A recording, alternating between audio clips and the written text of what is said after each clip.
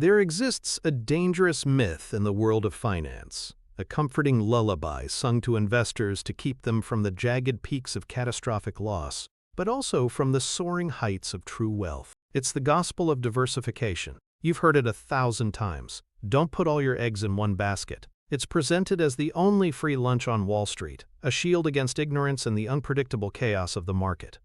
And for the vast majority of people, for the passive saver who has neither the time nor the inclination to truly understand what they own, it is perfectly sound advice.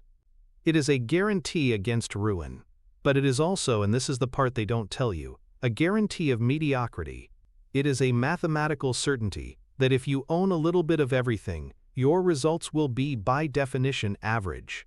This is not a path to financial independence. It is a treadmill of market participation. But what if you don't want to be average? What if your goal is not just to avoid ruin, but to achieve a level of wealth that fundamentally changes your life and the lives of your family for generations? For that, you must look to the masters. And when you look to the undisputed master of modern capital allocation, Warren Buffett, you find a philosophy that is the polar opposite of this comforting creed. Buffett, the man who built a personal fortune of over $100 billion and a corporate empire in Berkshire Hathaway worth nearly $1 trillion, did not do so by buying a little bit of everything.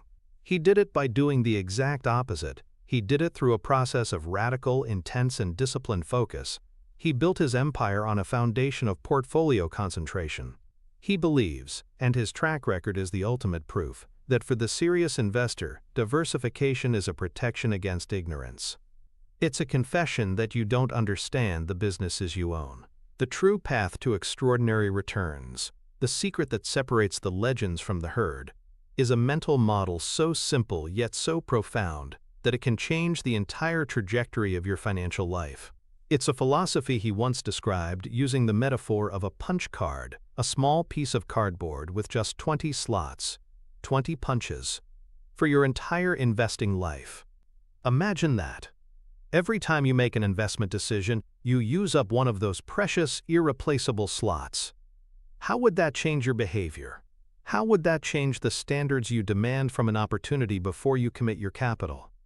It changes everything. It transforms you from a speculator, a trader, a collector of stocks, into a true business owner. This is the story of that punch card. It is the deconstruction of Warren Buffett's most powerful rule for building wealth. A rule designed not just to find good investment ideas, but to kill most of them, leaving only the truly exceptional. This is the antidote to the great financial disease of our time, a disease I call diversification, the misguided belief that owning more things makes you safer, when in reality it just dilutes your best insights and guarantees you a lifetime of average. Welcome to the philosophy of high-conviction investing. To truly grasp the power of concentration, we must first dismantle the altar at which most investors worship, the dogma of diversification. The idea that spreading your money across dozens or even hundreds of stocks is the intelligent path is so deeply ingrained in financial culture that questioning it feels like heresy. But the history of great fortunes is a history of concentrated bets, and no story better illustrates Warren Buffett's early and visceral rejection of this dogma than the tale of the great salad oil scandal of 1963. It's a story of fraud, fear, and the rare courage to bet the farm when everyone else is running for the hills. Imagine the scene. It's late 1963. The market is humming along, but a storm is brewing in a sleepy corner of the industrial world, in Bayonne, New Jersey. A company called the Allied Crude Vegetable Oil Refining Corporation, run by a man named Anthony Tino DeAngelis, was a major player in the vegetable oil market. DeAngelis had devised a brilliant and audacious fraud. His company would take out massive loans using its inventory of salad oil as collateral. The only problem was, the inventory didn't really exist. He filled his giant storage tanks mostly with water, with only a thin layer of oil floating on top. When inspectors came to check, they would measure from the top and see the valuable oil. The fraud was epic in scale. DeAngelis had managed to secure over $175 million in loans, an astronomical sum at the time, against Phantom Oil. One of the primary lenders, the company that had put its stamp of approval on these warehouse receipts, was American Express. Specifically, a small, almost forgotten subsidiary that handled this kind of industrial warehousing. When the fraud was uncovered in November 1963, all hell broke loose. DeAngelis's company collapsed into bankruptcy, and the news hit Wall Street like a thunderclap. American Express, the blue-chip titan, the symbol of trust and financial solidity known for its travelers' checks, was on the hook. The market panicked. The question on every investor's lips was whether American Express itself would be forced into bankruptcy by the staggering liabilities from its subsidiary. The stock, which had been trading at over $60 a share, was eviscerated. It plummeted by 50%, closing in on $35. The guardians of conventional financial wisdom screamed, "Sell!" This was a classic case of contagion, of uncertainty. The smart money, the diversified money, was getting out. Why hold on to a company with a potential 9-figure liability when you could own 100 other safer stocks? This is where the story of the 99% ends and the story of Warren Buffett begins. At the time, Buffett was running his small investment partnership in Omaha, Nebraska. He saw the panic, he saw the fear, but he didn't see a reason to sell. He saw a potential opportunity of a lifetime.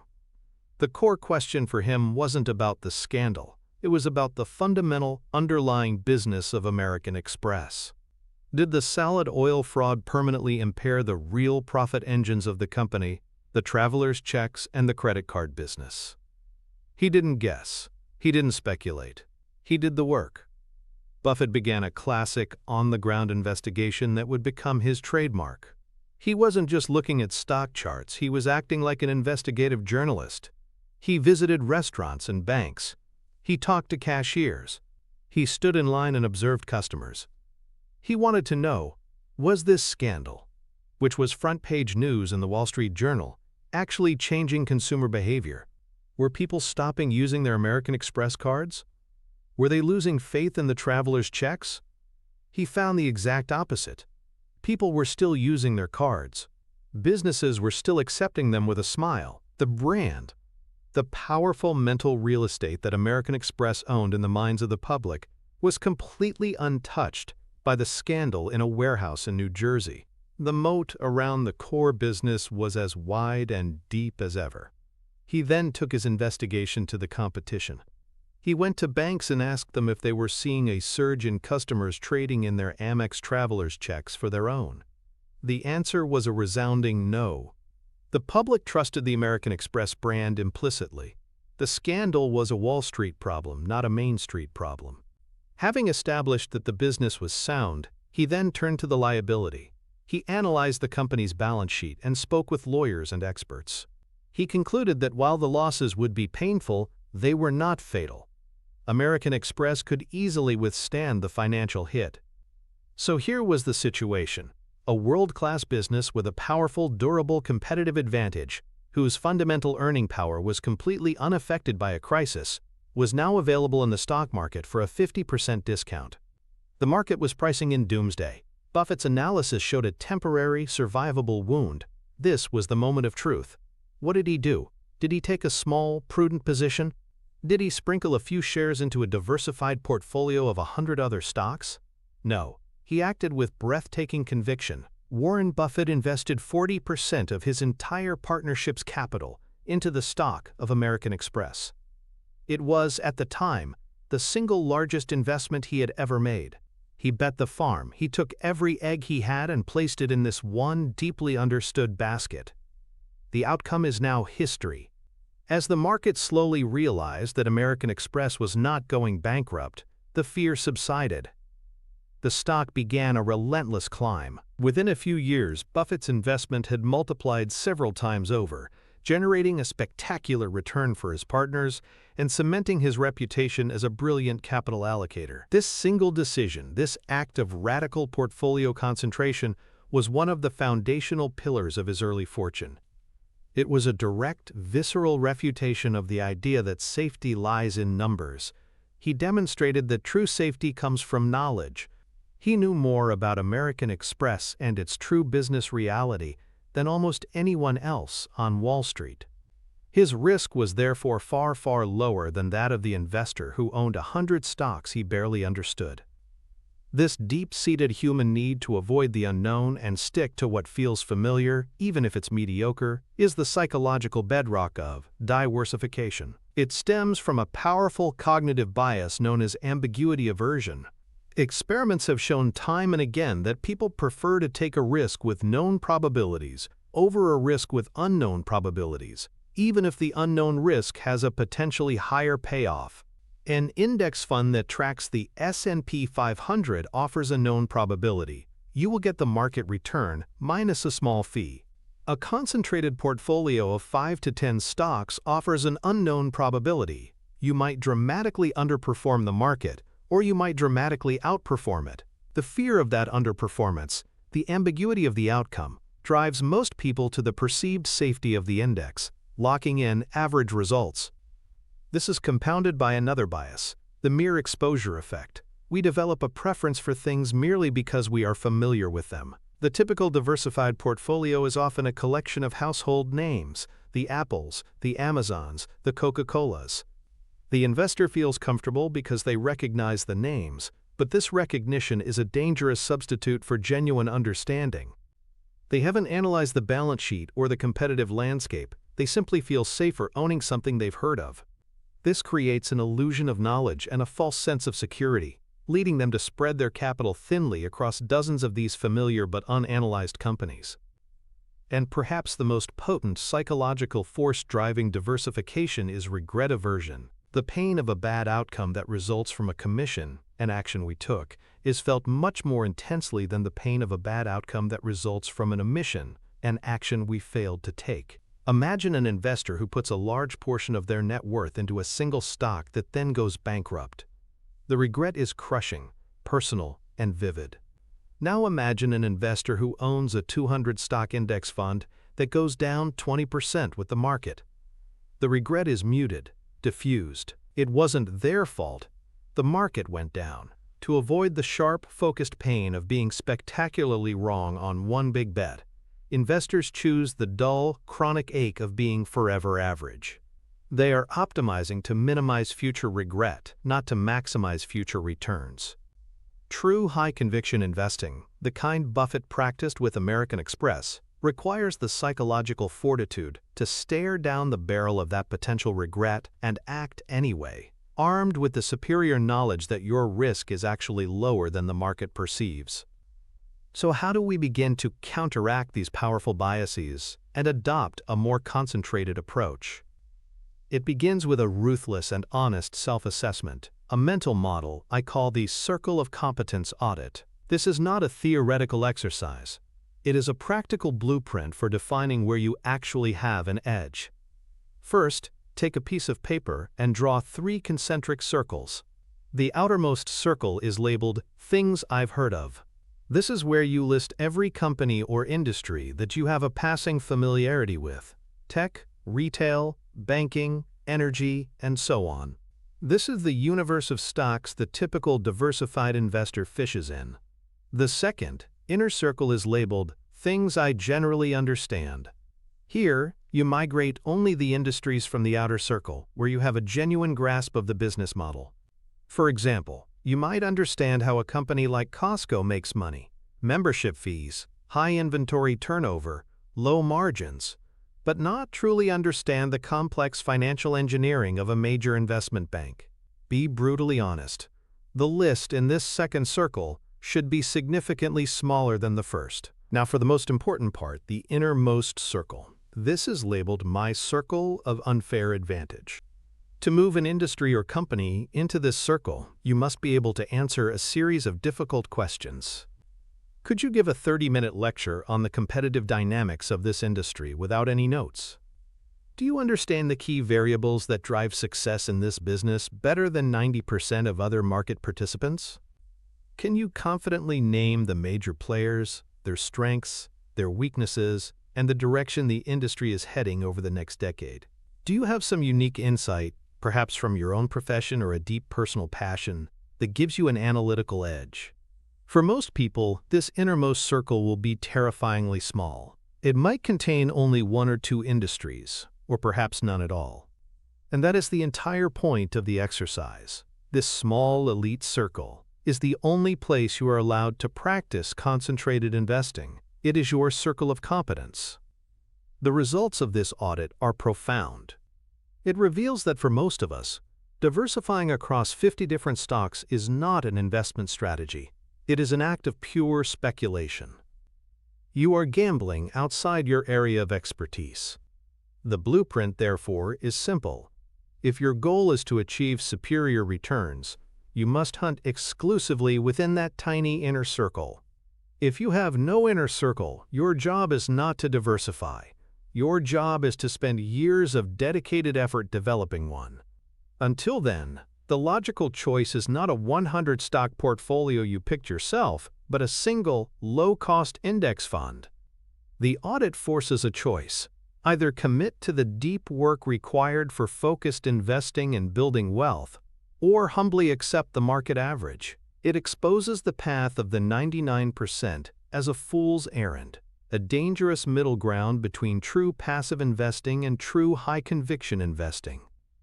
Let's paint a clearer picture of this path, the path of the 99%. Meet the closet indexer. This investor is well-intentioned. They read financial news, they have a brokerage account, and they believe they are actively managing their money. Their portfolio contains 75 different stocks. They have some big tech names, a few banks, a couple of pharmaceutical companies, an automaker, and maybe a trendy new software company they heard about on TV. They feel smart. They feel diversified. They feel safe. But what they have actually created is a homemade, high-cost, inefficient version of the S&P 500. Their portfolio will perform almost exactly in line with the market because, in aggregate, its STRP is the market. However, they pay a price for this illusion of control.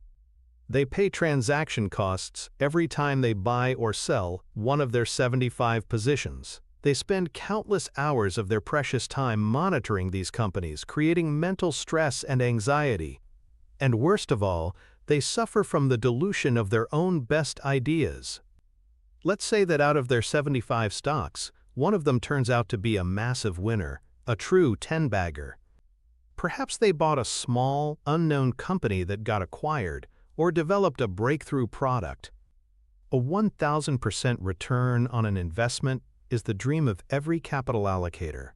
But for our closet indexer, this spectacular success is barely a blip. Since the position was only about 1.3% of their portfolio, 100% divided by 75 stocks, a 1,000% gain on that one position only lifts their total portfolio value by a paltry 13%. Their single best insight, the one time they were truly right, was rendered almost meaningless by the other 74 mediocre ideas they held alongside it. They had a winning lottery ticket but had only bet a nickel on it. This is the guaranteed path to mediocrity. It's the hamster wheel of modern retail investing, a constant flurry of activity that ultimately leads nowhere special. It is the antithesis of the focused, deliberate, and powerful approach that Warren Buffett used in the wake of the salad oil scandal to build the foundations of his empire. The direct financial connection here is not abstract. It is brutal, unforgiving mathematics. It is the tyranny of portfolio arithmetic. Let's make this tangible. Imagine two investors, both starting with a $100,000 stock portfolio. Investor A is our closet indexer, a practitioner of diversification. She builds a portfolio of 50 stocks, with each position representing 2% of her capital. Investor B is a concentrated investor, a disciple of the punch card philosophy. After immense research, she builds a portfolio of just 5 high-conviction stocks, with each position representing 20% of her capital.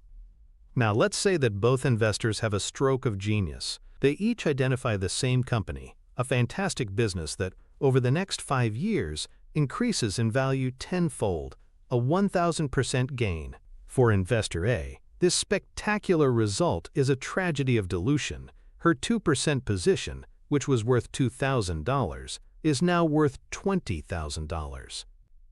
It's a gain of $18,000. Her total portfolio value has gone from $100,000 to $118,000, assuming the other 49 stocks went nowhere for simplicity. A life-changing investment insight resulted in a mere 18% total return over 5 years. That's less than 4% per year. She would have been better off in a simple index fund. Now look at Investor B, the concentrated investor. Her 20% position, which was worth $20,000, is also now worth 10 times as much. It's worth $200,000. Her gain on this single idea is $180,000. Her total portfolio value has skyrocketed from $100,000 to $280,000. A single great decision has nearly tripled her entire net worth. Her return on the same brilliant insight is 10 times greater than the diversified investors. This isn't a trick, it's just math.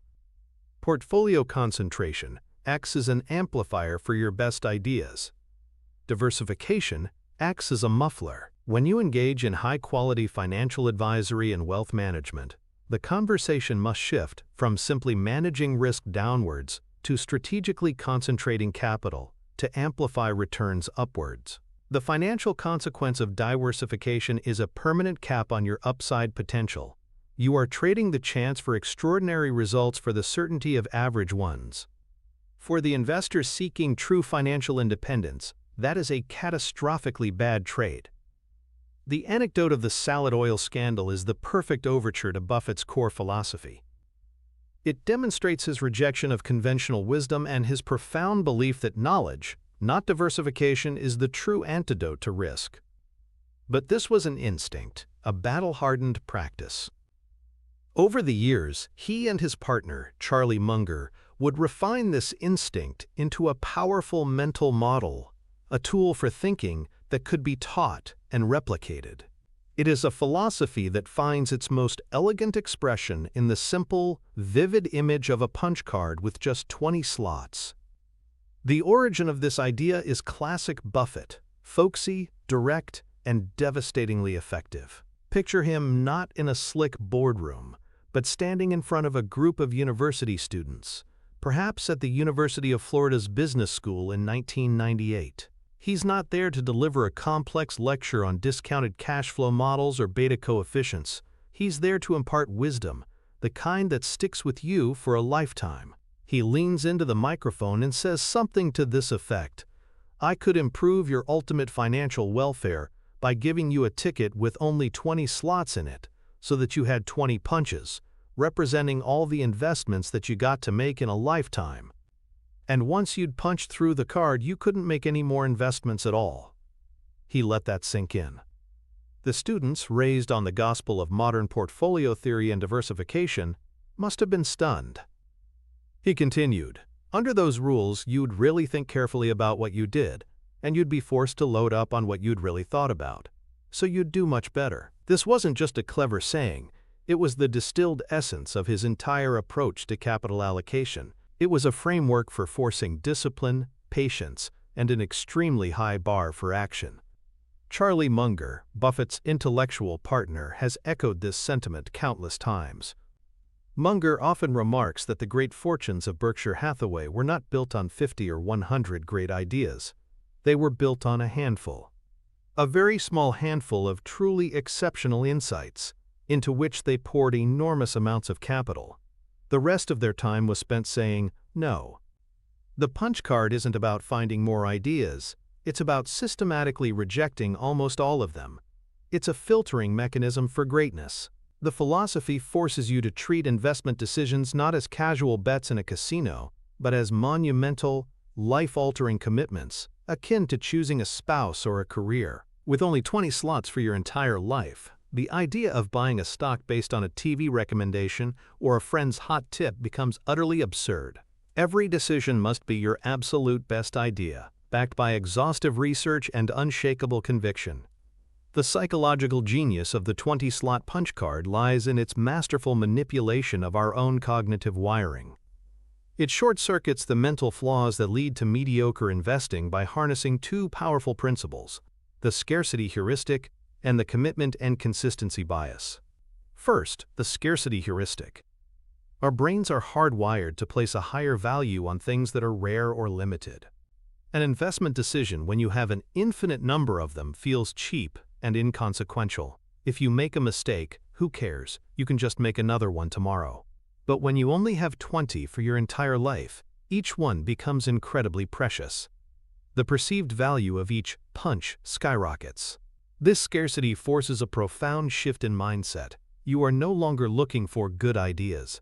You are looking for the .400 hitters, as Buffett calls them, the rare, obvious fat pitch opportunities that are so good you can't possibly say no. This artificial constraint manufactures the patience that most investors lack. You become content to sit on cash, to do nothing for months or even years, waiting for that one perfect opportunity that is worthy of a priceless slot on your card. Second, the model weaponizes the commitment and consistency bias. This is our deep-seated psychological need to be consistent with things we have already said or done. Once we make a public or significant commitment to something, we are far more likely to stick with it and defend it. When an investor casually buys their 57th stock, their commitment is shallow. They barely understand the business and will sell it at the first sign of trouble. But when you punch your card, a deliberate, significant act, you are making a profound commitment. You are declaring, "This is one of the 20 best ideas I will ever have in my life." Having made that commitment, your brain will subconsciously push you to be consistent with it. You will be more inclined to do the work to truly understand the business, to follow it closely, and to have the fortitude to hold it through periods of volatility. You won't be scared out of your position by a scary headline, because your identity is now tied to the long-term success of that decision. It transforms you from a renter of stocks into an owner of businesses. Furthermore, this philosophy directly counteracts the destructive action bias, the tendency to favor action over inaction, even when inaction is the more rational course. In the stock market, this bias is lethal. Investors feel they need to be constantly doing something, tinkering, trading, rebalancing. The punch card gives you permission to do nothing. It reframes inactivity not as laziness, but as a disciplined and professional strategy, the mark of a patient hunter waiting for the perfect moment to strike. To translate this powerful philosophy into a practical, repeatable process, we need a rigorous blueprint. We need a gauntlet that every potential investment idea must run before it is deemed worthy of a punch. I call this blueprint the investment thesis gauntlet, a multi-stage checklist designed to enforce the deep work that high-conviction investing demands. This is the kind of detailed analysis that underpins a successful long-term investment strategy. Step 1 is the written thesis. You must be able to write down in no more than 500 words exactly why you are buying this business. It cannot be because the stock is going up or because they are in the AI space. It must be a clear, logical argument based on business fundamentals. What is the company's durable competitive advantage? Who are its customers? How does it make money? Why is it currently undervalued by the market? Writing it down forces clarity of thought. If you can't explain it simply, you don't understand it well enough to invest. Step 2 is the pre-mortem. This is a powerful exercise in inversion, a favorite technique of Charlie Munger. You must imagine it is 5 years in the future and your investment has been a complete disaster. The stock is down 80%. Now you must write a detailed 1,000-word story explaining exactly what went wrong. What killer competitor emerged? What technological shift did you miss? Did the management make a catastrophic capital allocation mistake? Did the industry's economics erode? This process forces you to confront all the potential risks head-on, bypassing your natural confirmation bias, which only wants to look for reasons you are right. If you can't come up with a plausible story for failure, you haven't thought about it hard enough. A truly great investment is one where you struggle to write a convincing pre-mortem. Step 3 is the private owner valuation. You must calculate a conservative estimate of the company's intrinsic value. This is not about predicting the stock price next week. It's about determining what a rational private buyer would pay to own the entire business today. This typically involves a discounted cash flow analysis or an evaluation of the company's assets and earning power. Crucially, you must then demand a significant margin of safety, a concept from Benjamin Graham that Buffett considers the three most important words in investing. You will only buy the stock if it trades at a substantial discount, say 30% to 50%, to your conservative estimate of its value. This margin of safety is your protection against bad luck, errors in judgment, and the unpredictable turmoil of the economic world. Only after an idea has successfully passed through all three of these gates, a clear written thesis, a robust pre-mortem, and evaluation with a wide margin of safety, can you even consider punching your card. This gauntlet is designed to be difficult. It's designed to kill 99% of your ideas. It transforms your investment process from a casual, emotional affair into a disciplined, analytical, and professional operation. It is the practical application of the CEO mindset to your personal portfolio. The antithesis of this disciplined approach is a character we all know, perhaps a character we have all been at some point, the idea-a-minute investor. This person's investing life is a whirlwind of chaotic activity. Their primary source of information is the fire hose of financial media and social media chatter. They wake up and check the pre-market movers. They listen to charismatic pundits on TV declare the next big thing. They see a stock ticker trending on Twitter and get a jolt of FOMO, the fear of missing out. Their portfolio is not a curated collection of businesses. It is a museum of yesterday's news stories. They have a few shares of an electric vehicle company they bought at the peak of the hype, a remnant of a cannabis stock from a few years ago, and a recent addition from the AI revolution that they can't quite explain how it makes money. The idea-minute investor mistakes activity for progress. They believe that by constantly trading and having a sprawling watch list, they are being diligent. In reality, they are a gambler, pulling the handle on a slot machine with each new trade. Their understanding of each company is an inch deep and a mile wide. They have no written thesis, have never considered a pre-mortem, and their idea of valuation is whether the stock feels cheap or expensive relative to last week. Because their conviction is so shallow, they are perpetually skittish. A bad earnings report sends them into a panic, and they sell at the bottom. A positive news story makes them euphoric, and they buy more at the top. They are whipsawed by the market's manic depressive mood swings. This frantic, undisciplined approach not only leads to terrible financial results, but also to immense mental and emotional exhaustion. It's a full-time job with a terrible salary. The 20-slot punch card is the direct cure for this affliction. It forces a radical slowdown, replacing frantic activity with patient deliberation and shallow knowledge with deep, profound understanding. The direct financial connection of the punch card philosophy is its powerful reframing of a core economic concept, opportunity cost. For the average investor, opportunity cost is an abstract idea, but for the punch card investor, it is visceral and real. Every investment you make, every punch on your card, has an enormous opportunity cost. It's not just the money you are investing. It is the slot you are using up. That slot could have been used for a future, even better idea. Therefore, the hurdle for a new investment is not simply, will this make money? The hurdle is this the absolute best place I can put my capital for the next 5 to 10 years, among all the possibilities I am likely to find? This forces you to compare every new idea not against a zero-return alternative like cash, but against the best investment you currently own. If a new idea isn't significantly more attractive than your number one holding, you shouldn't be buying it. You should be buying more of your number one holding. This is the essence of world-class capital allocation, the skill that defines great CEOs and investors. Buffett himself, in his early partnership letters, frequently discussed this. He wasn't trying to find 50 decent ideas. He was hunting for the 1 or 2 spectacularly mispriced opportunities in the entire market and then directing a massive flow of capital towards them. Think about it this way. The financial advantage is twofold. First, by concentrating on only your best ideas, you mathematically maximize the impact of your insights, as we demonstrated earlier. Second, By raising the bar so high, you eliminate the vast majority of mistakes. Most investment errors don't come from your best researched, highest conviction ideas. They come from the marginal, let's take a flyer positions, your 15th or 20th best idea.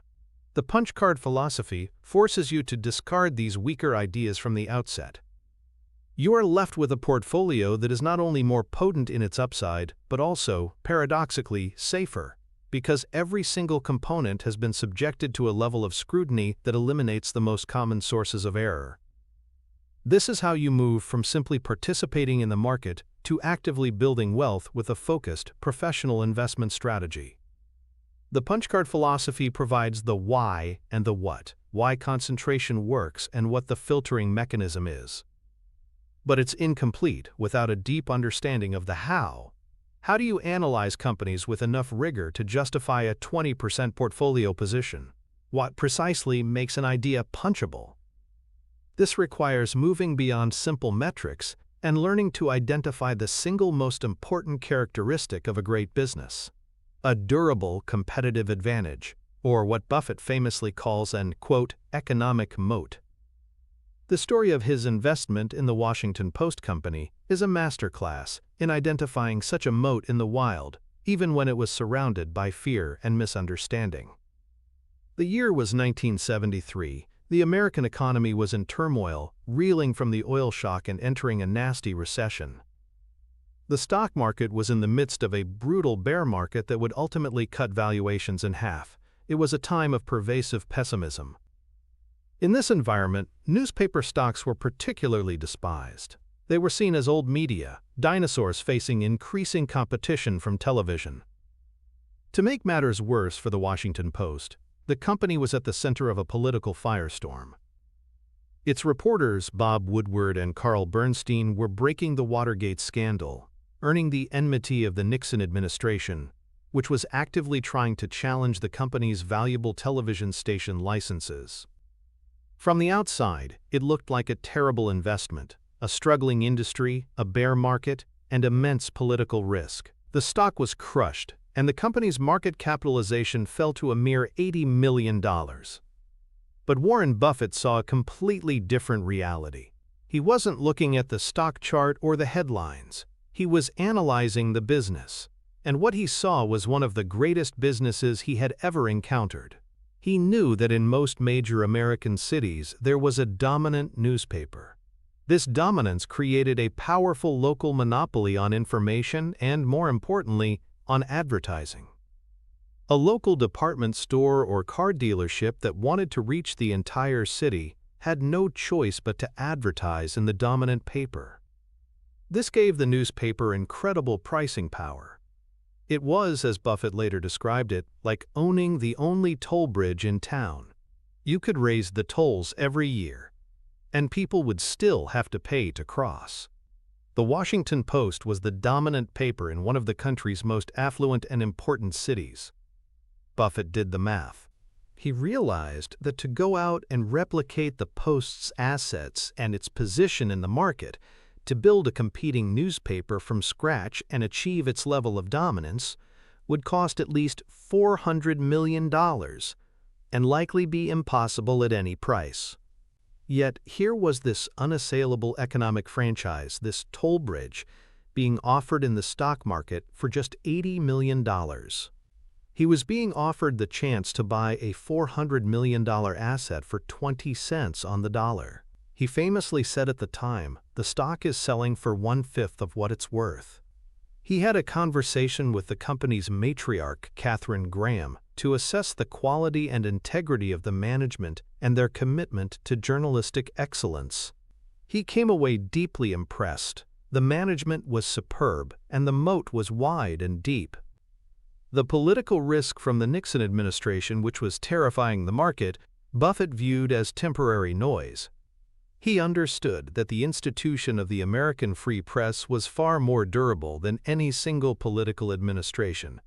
So he acted with his signature conviction. Over the course of 1973, Berkshire Hathaway invested nearly $11 million to acquire a huge stake in the company. He wasn't just buying a stock. He was buying a piece of an extraordinary business at an absurdly low price. This single investment, a classic punch-card bet, would become one of the most successful of his career. Over the next 3 decades, that $10 million investment would grow to be worth over $1 billion, a hundredfold return. It became a core engine of Berkshire's growth, a testament to the power of identifying a great business and betting big, especially when others are paralyzed by fear. The ability to make a bet like the one on the Washington Post requires more than just financial analysis. It requires a specific psychological discipline. The key is to overcome our brain's natural tendency toward confirmation bias, the urge to seek out and favor information that confirms our pre-existing beliefs. When we get a good idea for a stock, our first instinct is to find articles, data, and opinions that support our thesis. This feels good, but it's intellectually dangerous. It builds a fragile, optimistic case that shatters at the first sign of trouble. The elite investor does the opposite. They actively practice what Charlie Munger calls inversion. Instead of asking, "How can this investment succeed?" they relentlessly ask, "What are all the ways this can fail?" They put on the hat of the most cynical short seller and try to destroy their own best idea. They search for disconfirming evidence. They read the bearish reports. They study the competitors. They stress test their assumptions. This process is uncomfortable and ego-threatening, but it is the only way to build true, robust conviction. A punchable idea is not one that survives a cursory glance. It's one that has been through an intellectual war with its biggest critic, yourself, and has emerged victorious. Only when you have tried your absolute hardest to kill an idea and failed can you be confident that you have something special. This is the psychological foundation for making a high-conviction bet that you can hold through the inevitable storms of market volatility. To systematically identify these fortress-like businesses, we need a practical framework. We need a blueprint for finding economic moats. There are 4 primary sources of durable competitive advantage, and a truly punchable idea will almost always possess at least one, and often several, of these characteristics. This is the detailed guide for how to analyze companies at a world-class level. The first pillar of the economic moat is intangible assets. These are things like brands, patents, and regulatory licenses that are difficult or impossible for competitors to replicate. Think of the brand power of Coca-Cola. For over a century, the company has spent billions of dollars embedding its name into the global consciousness. A new soda company could have a better-tasting product and a lower price, but they cannot replicate the instant recognition and trust that the Coca-Cola brand commands. That brand allows Coke to charge a premium price and maintain its market share. That is a moat. The second pillar is switching costs. These are the costs or hassles a customer would face if they were to switch from one product or service to another. Think of Microsoft in the corporate world. An entire company might run on Windows and the Office suite. To switch to a different operating system would involve immense cost, retraining thousands of employees and risking massive operational disruption. The switching costs are so high that customers are effectively locked in, allowing Microsoft to maintain its pricing power and profitability for decades. A business that makes it painful for its customers to leave has a powerful moat. The third pillar is the network effect. This occurs when the value of a product or service increases for each new user that joins the network. The classic example is a social media platform like Facebook or a credit card company like Visa. The first user of Facebook had no one to connect with. The service was worthless.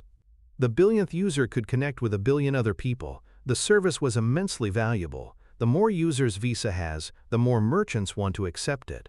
The more merchants that accept it, the more users want to have it. These businesses create a virtuous cycle that builds a nearly impenetrable moat over time. The fourth pillar is cost advantages. This is the ability of a company to produce a product or service at a consistently lower cost than its rivals. This can come from proprietary technology, superior processes, or, most commonly, scale. A company like Walmart or Geico can leverage its enormous size to negotiate better prices from suppliers or operate more efficiently, allowing it to offer lower prices to consumers. This low-cost advantage can create a dominant market position that is very difficult for smaller competitors to assail. When you are searching for a punchable idea, this four-pillar framework is your map. You must ask, does this company have a powerful brand? Are its customers locked in by high switching costs? Does it benefit from a network effect? Does it have a sustainable cost advantage? The truly great long-term investments, the kind of companies that are worthy of a precious slot on your punch card, will almost always have a clear and compelling answer to at least one of these questions. The path of the 99%, in stark contrast, is to ignore this rigorous analysis of business quality and instead chase narratives. This is the path of the story stock chaser. This investor is seduced by a compelling story, not by a compelling balance sheet.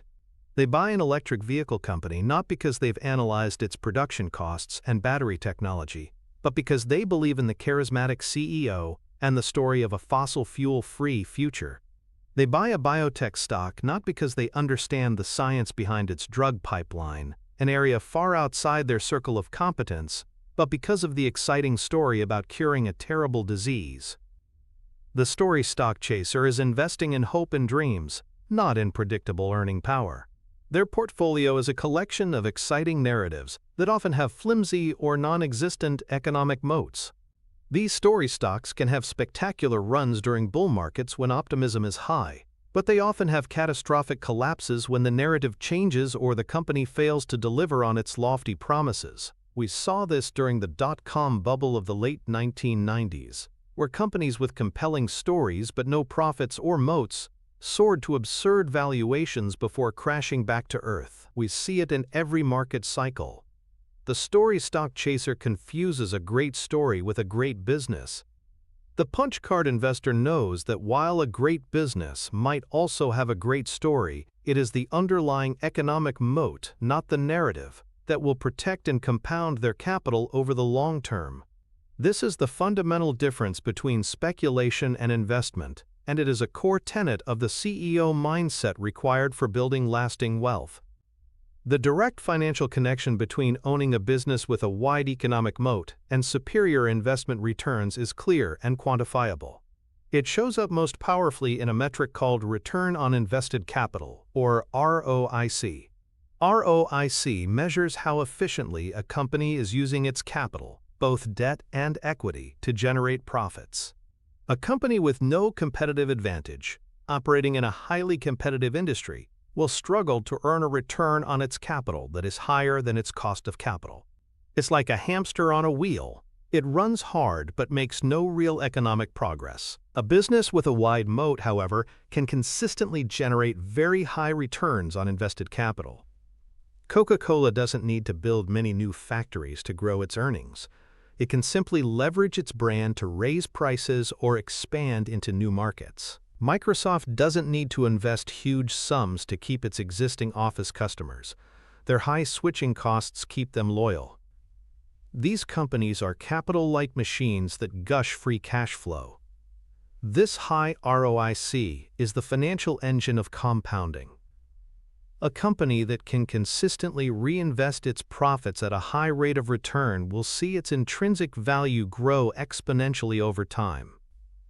When you buy a share of stock, you are buying a claim on that company's future stream of cash flows. A company with a wide moat and high ROIC will generate a much larger and more durable stream of cash flow over the decades than a company in a cutthroat, commodity-like business. The financial advantage of the punch card investor, therefore, is not just in buying stocks cheaply. It is in identifying and owning these extraordinary compounding machines for the long term.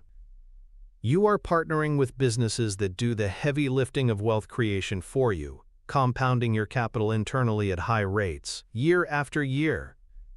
That is the ultimate prize for mastering the art of analyzing companies and identifying what makes an idea truly worthy of a punch. Mastering the analytical side of the punch card philosophy, identifying the great business with a wide moat, is only half the battle. Many investors can do the research and find a wonderful company, but the moment the stock market does what it inevitably does, becomes volatile and irrational, they fall apart.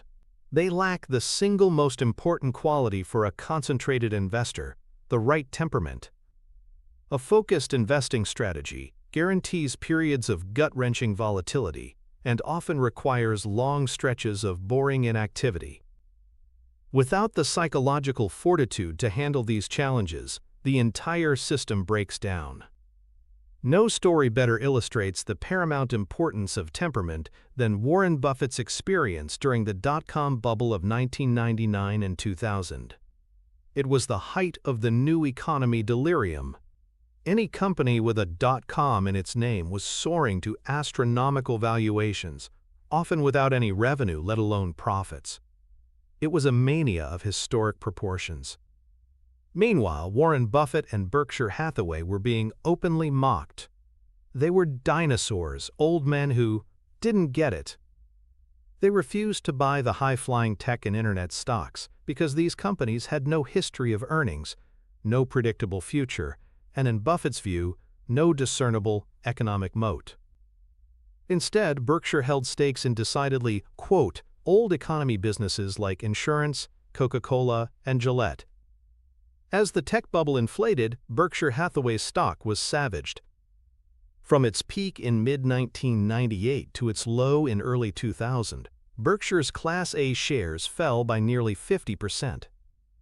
An investment of $1 million would have shrunk to just over $500,000. The media had a field day. Barron's ran a now infamous cover story in 1999 titled, "Warren, What's Wrong?" The article questioned whether Buffett, the world's greatest investor, had lost his touch. The pressure was immense. His shareholders were watching their net worth plummet while their neighbors were getting rich overnight on stocks like Pets.com. The temptation to capitulate, to throw in the towel on his lifelong principles and join the party, must have been overwhelming.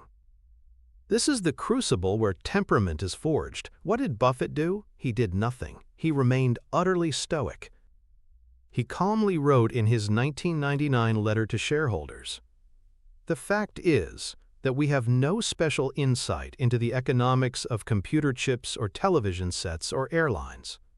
But we think we have a reasonable grasp of the economics of, say, chewing gum or soft drinks." He admitted his ignorance of the new paradigm stocks and refused to play a game he didn't understand. He continued, "The line separating investment and speculation, which is never bright and clear, becomes blurred still further when most market participants have recently enjoyed triumphs. Nothing sedates rationality like large doses of effortless money. He was a rock of rationality in a sea of speculative madness." And then, in March of 2000, the bubble burst. The high-flying tech stocks collapsed. The Nasdaq index fell by nearly 80% over the next 2 years. The paper fortunes that had been made overnight vanished just as quickly. Investors who had chased the mania were wiped out.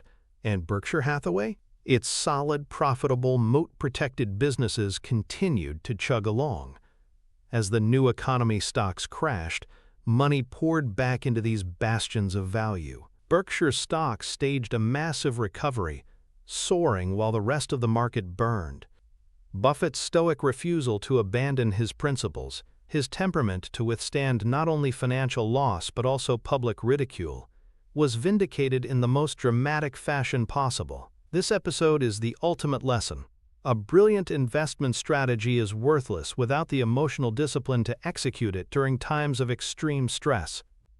The psychological demons that Buffett conquered during the tech bubble are deeply embedded in our human software. The two most formidable are loss aversion and social proof. Loss aversion, a concept pioneered by psychologists Daniel Kahneman and Amos Tversky, describes our tendency to feel the pain of a loss approximately twice as strongly as the pleasure of an equivalent gain.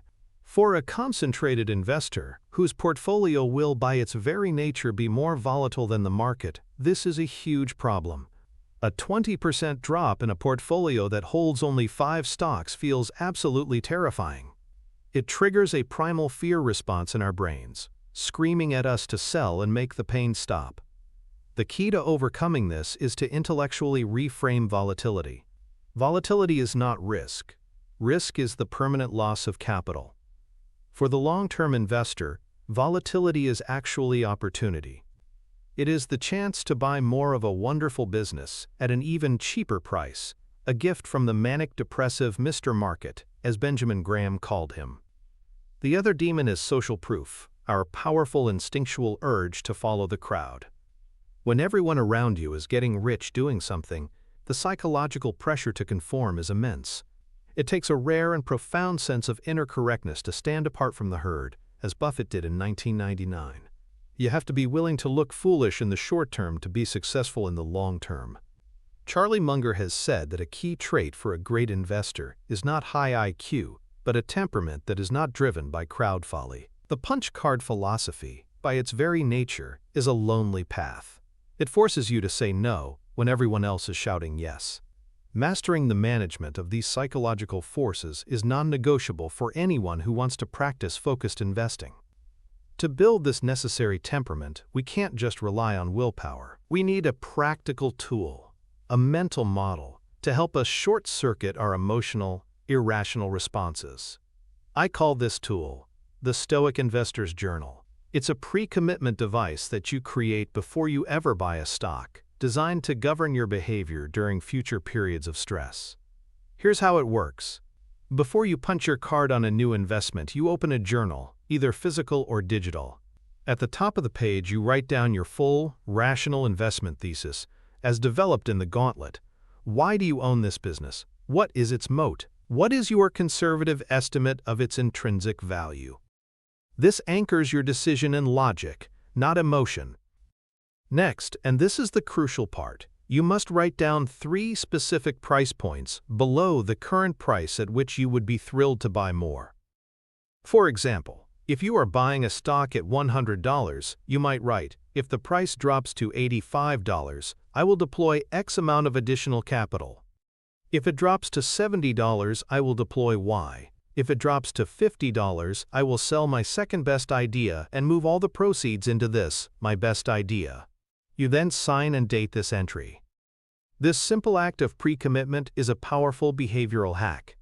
You have now transformed a future price drop from a potential source of terror into a pre-planned opportunity.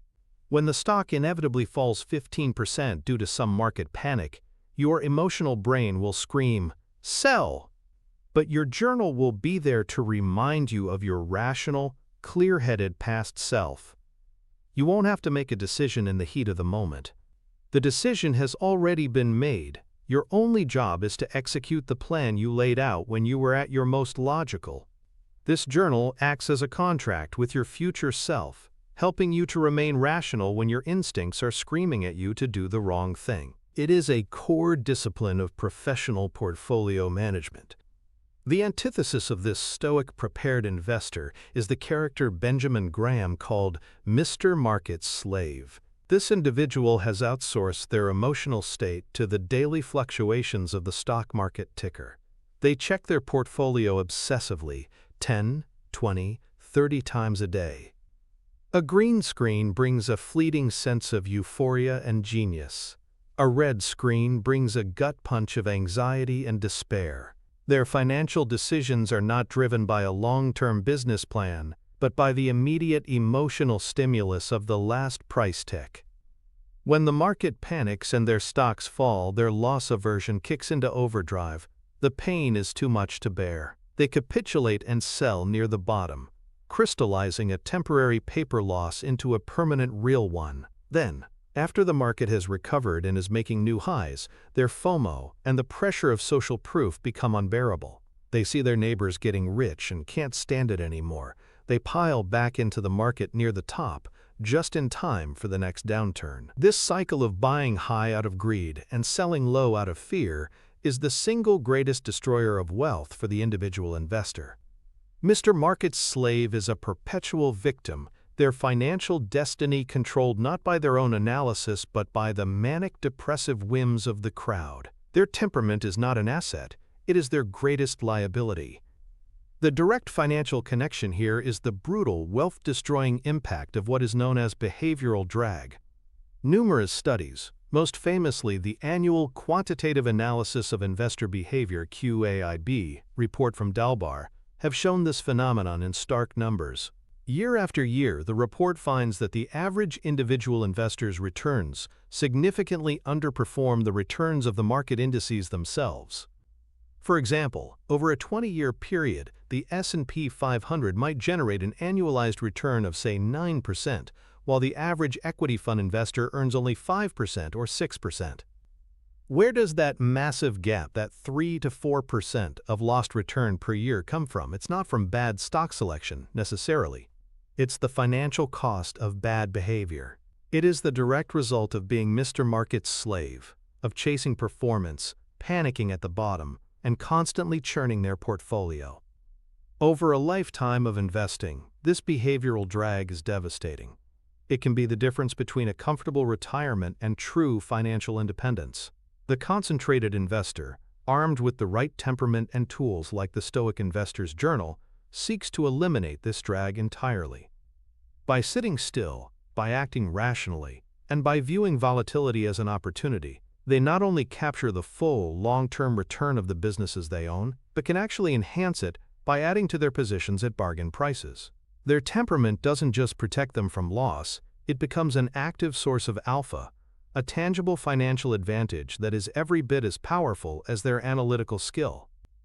We have now assembled the key components of the punch card philosophy. We've dismantled the myth of diversification, established the psychological power of scarcity, outlined the analytical framework for finding a punchable idea, and explored the critical importance of temperament. The final pillar, the capstone of the entire structure, is to understand the ultimate prize. It's to grasp the long-term financial physics of concentration and how it unleashes the almost mystical power of compounding, creating a virtuous cycle that can transform a modest sum of capital into a generational fortune. The story of one of Buffett's earliest and favorite investments, See's Candies, is not a tale of explosive growth, but of a financial engine that quietly and relentlessly fueled the growth of the entire Berkshire Hathaway empire. In 1972, Warren Buffett and Charlie Munger were presented with an opportunity to buy a well-known, family-owned chocolate company based in California, See's Candies. By all conventional metrics of the time, it wasn't a screaming bargain. They paid $25 million for a business that was earning about $2 million after tax. It wasn't a hyper-growth technology company. It was a simple, boring business selling chocolates. But Buffett and Munger saw something that others missed. They saw a business with a magnificent economic moat. The See's brand was beloved on the West Coast, associated in customers' minds with quality, nostalgia, and gift-giving. This powerful brand gave the company tremendous pricing power. Every year, they could raise the price of their chocolates a little bit, and customers would happily pay it, because the emotional connection to the product was so strong. But here was the truly beautiful part.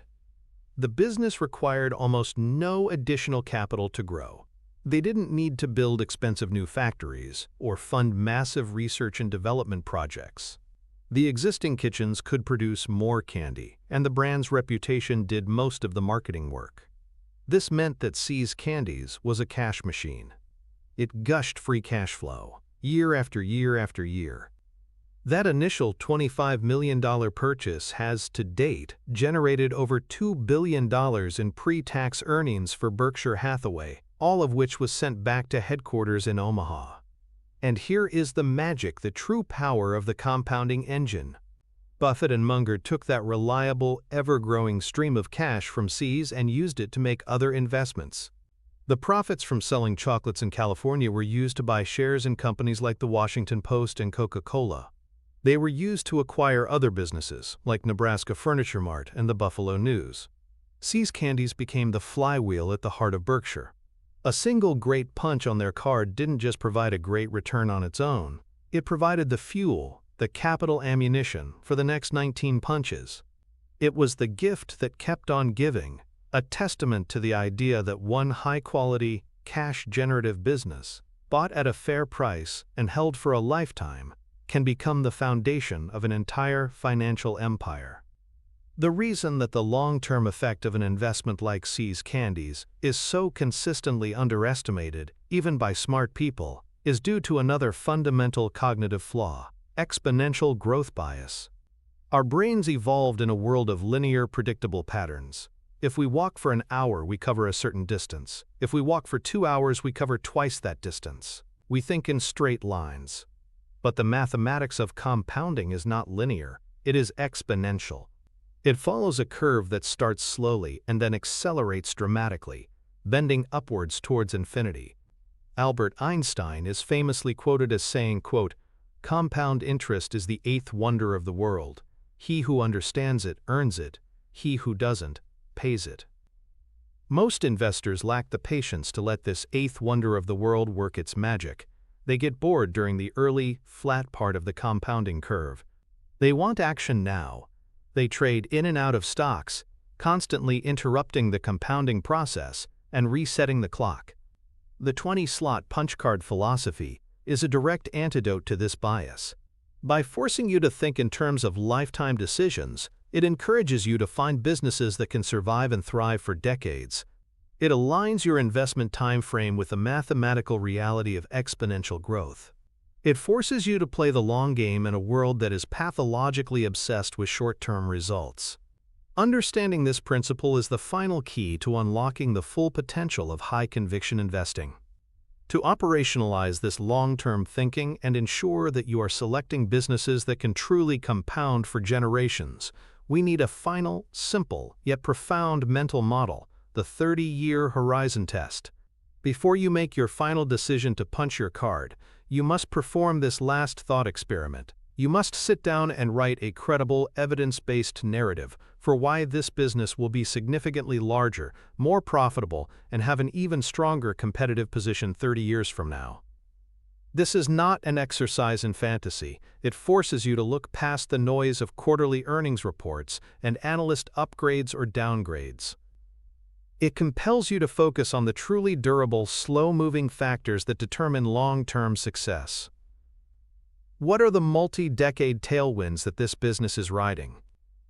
How deeply ingrained is its culture of innovation and customer service? How skilled is the management team at allocating capital for the long run? Is the product or service so fundamental to people's lives that it will be resilient to technological disruption? Can you envision a world in 2054 where people are still using this company's products and services and paying more for them? If you cannot write a convincing story, if the future looks foggy and uncertain, then it is not a candidate for a 30-year hold. It is not a true compounding machine. This final test filters out the fads and the flashes in the pan, leaving only the truly enduring enterprises that are worthy of a permanent place in your concentrated stock portfolio. This is the ultimate application of the CEO mindset to your own capital, treating each investment not as a fleeting trade, but as a lifelong business partnership. The antithesis to this long-term owner's mindset is the renter of stocks. This describes the vast majority of market participants. They don't view themselves as part owners of businesses at all. They see stocks as flickering symbols on a screen, as abstract lottery tickets or poker chips to be traded for short-term gains. Their language betrays their mindset. They talk about playing the market or trading a stock.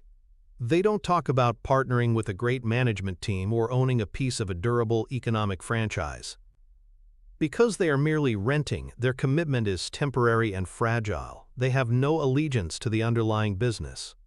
Their decision to sell is not based on a change in the company's long-term fundamentals, but on the wiggles of its stock price chart.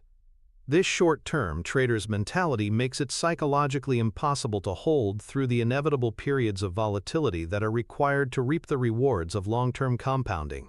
The renter of stocks is perpetually cutting their flowers and watering their weeds.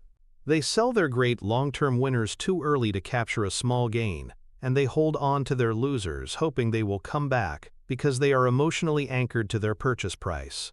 This approach is a surefire recipe for wealth destruction. It is the complete opposite of the patient, business-focused, long-term partnership that the 30-year horizon test is designed to cultivate. And now we arrive at the final breathtaking destination, the direct financial connection, the mathematical payoff for embracing this entire philosophy. Let's return to our two investors, but this time we will watch them over an entire 40-year investment lifetime. Investor A, our well-intentioned but misguided practitioner of diversification, the closet indexer, manages to earn the historical market average of 8% per year. Investor B, the disciplined disciple of the 20-slot punch card, through a combination of superior business selection, the amplification effect of concentration, and the elimination of behavioral drag, manages to earn 15% per year. This 7% difference might not seem like much on an annual basis, but over 40 years, the power of exponential growth creates a difference that is not just large, but life-altering. Let's assume both start with an initial investment of $100,000. Investor A, earning 8% a year, will see her portfolio grow to approximately $2.17 million after 40 years. This is a fantastic outcome, a testament to the power of consistent saving and market participation. It is enough for a very comfortable retirement. But now look at Investor B. Her portfolio compounding at 15% per year does not just do a little better. After 40 years, her initial $100,000 has grown to an astonishing $26.78 million. That is not a quantitative difference. It is a qualitative one. It is the difference between a comfortable life and true financial independence. It is generational wealth. It is the freedom to pursue any passion, to fund any cause, to build a legacy. This is not a fantasy. This is the unforgiving, beautiful logic of compound interest. That extra 7% per year, earned through deep work, disciplined concentration, and unwavering temperament, created a final outcome that is more than 12 times larger. This is the ultimate prize for rejecting the comforting mediocrity of diversification and embracing the demanding, but immensely rewarding, philosophy of the 20-slot punch card. It is the direct numerical consequence of a lifetime of superior capital allocation, high-conviction investing, and the relentless pursuit of excellence.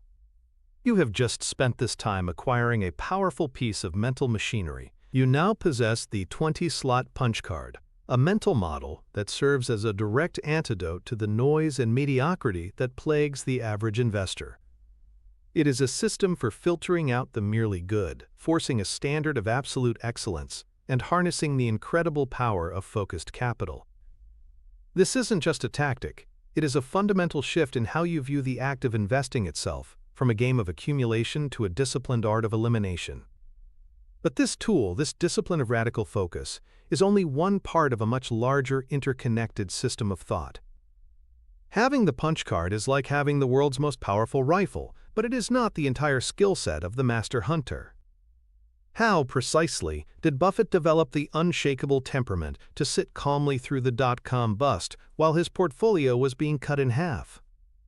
What specific financial models did he use to look at the financials of the Washington Post and see a $400 million business when the entire market saw only $80 million of risk?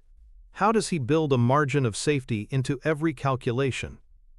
The answers lie in the latticework of his other mental models, each one linking to and reinforcing the others. The punch card tells you what to do, to concentrate your capital. But the other models teach you how to do it with intelligence and emotional control. The video that is now appearing on your screen is not just another piece of content, it is the next piece of that map. It is the crucial link that connects the strategy of concentration with the psychological fortitude required to execute it. It is the model that explains the temperament of the master investor. You have already proven that you are not a typical investor simply by dedicating your attention to a deep dive like this. You have demonstrated a desire for mastery that separates you from the 99%. The average person will click away now, satisfied with this single, powerful tool. But for those who are truly serious about building wealth, for those who see this not as a hobby but as a journey of intellectual and financial ascent, the next step is right there. The click is not just to watch another video, it is to continue your education, it is to complete your mental arsenal. Click and continue the ascent.